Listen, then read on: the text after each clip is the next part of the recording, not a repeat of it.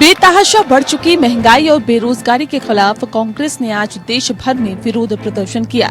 राहुल गांधी समेत कांग्रेस के कई बड़े नेता राष्ट्रपति भवन तक मार्च के लिए निकले, लेकिन उन्हें रास्ते में ही रोक दिया गया और कुछ ही देर के लिए उन्हें हिरासत में ले लिया गया।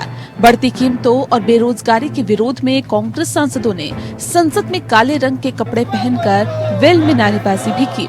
वहीं राज्यसभा की कार्रवाई स्थगित कर दी गई, क्योंकि कांग्रेस सदस्यों ने सरकार द्वारा जांच एजेंसियों के कथित दुरुपयोग पर हंगामा किया।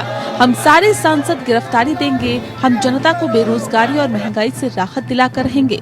महंगाई और बेरोजगारी पर देशव्यापी हल्ला बोल शुरू करने से पहले कांग्रेस नेता राहुल गांधी ने दिल्ली में एक प्रेस कॉन्फ्रेंस को संबोधित किया और कहा कि मौजूदा दौर में हम लोकतंत्र की मौत देख रहे हैं।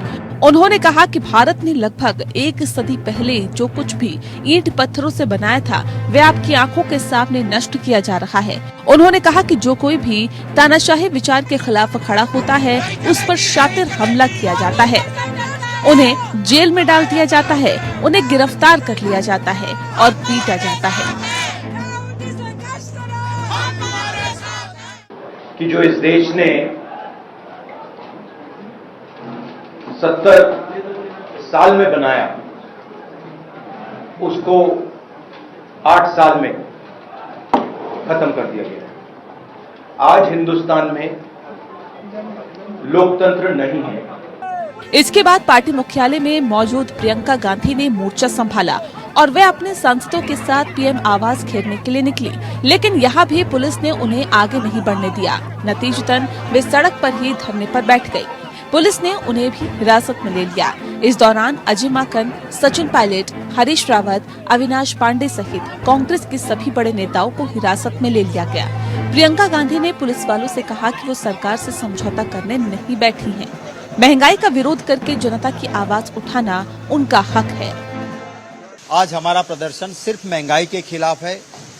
पूरे देश में लोग महंगाई से परेशान हैं। उम्मीद थी कि पार्लियामेंट में कुछ हमारी बहस के बाद रिलीफ देंगे। वैट क्या कंपैरिजन नहीं होता है, जीएसटी को कम करना था, सही जवाब नहीं दिए। पेट्रोल डीजल हमने दिखाया कि इंटरनेशनल मार्केट में सस्ता हुआ है, फिर आप क्यों नहीं कम कर रहे हो? एक पैसा कम नहीं हुआ। राहुल गांधी के आरोपों का जवाब देने के लिए बीजेपी ने फौरन प्रेस कॉन्फ्रेंस की। भ्रष्टाचार करने वाले काले कारनामे करके भ्रष्टाचार को छिपाने के लिए संसद से सड़क तक आएंगे, तब भी सच झूठ नहीं हो जाएगा। जिन्होंने भ्रष्टाचार किया है, जो बेल पर हैं और जेल जाने से डरते हैं, उनको जांच एजेंसियों का डर क्यों है? आखिरकार छिपा क्या रहे हैं? क्यों सड़कों पर उतर रहे हैं? जनता सवाल बार बार एक पूछती है कि गुनाहगार को गुनाह छिपाने के लिए आखिरकार सबका सहयोग क्यों लेना पड़ रहा है? सरकार में सहयोगी रामदास अठावले ने आरोप लगाया कि कांग्रेस ने देश में लोकतंत्र की हत्या की। उन्होंने नेशनल हेराल्ड केस में ईडी की पूछताछ को जांच का हिस्सा बताया और दावा किया कि सरकार का इससे कोई लेना देना नहीं है। इस बीच बढ़ती महंगाई से चिंतित भारतीय रिजर्व बैंक ने रेपो रेट में 0.50% इजाफा किया। इससे रेपो रेट 4.90% से बढ़कर 5.40% हो गई। यानी होम लोन से लेकर ऑटो और पर्सनल लोन सब कुछ महंगा होने वाला है। आपको ज्यादा ईएमआई चुकानी होगी।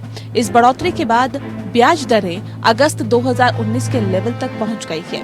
ब्याज दरों पर फैसले के लिए 3 अगस्त से मॉनेटरी पॉलिसी कमेटी की मीटिंग चल रही थी। वहीं पिछले दिनों कमर्शियल एलपीजी सिलेंडर के दाम बढ़ाए जाने के बाद आज शुक्रवार को पीएनजी यानी पाइप्ड नेचुरल गैस के दाम भी बढ़ा दिए गए। पीएनजी की सप्लाई करने वाली कंपनी इंद्रप्रस्थ गैस लिमिटेड ने पीएनजी के दाम में ₹2.63 प्रति यूनिट की बढ़ोतरी की है।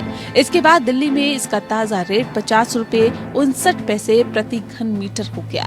बता दें कि ये 2 सप्ताह से भी कम समय में पीएनजी के दाम दूसरी बार बढ़ाए गए हैं।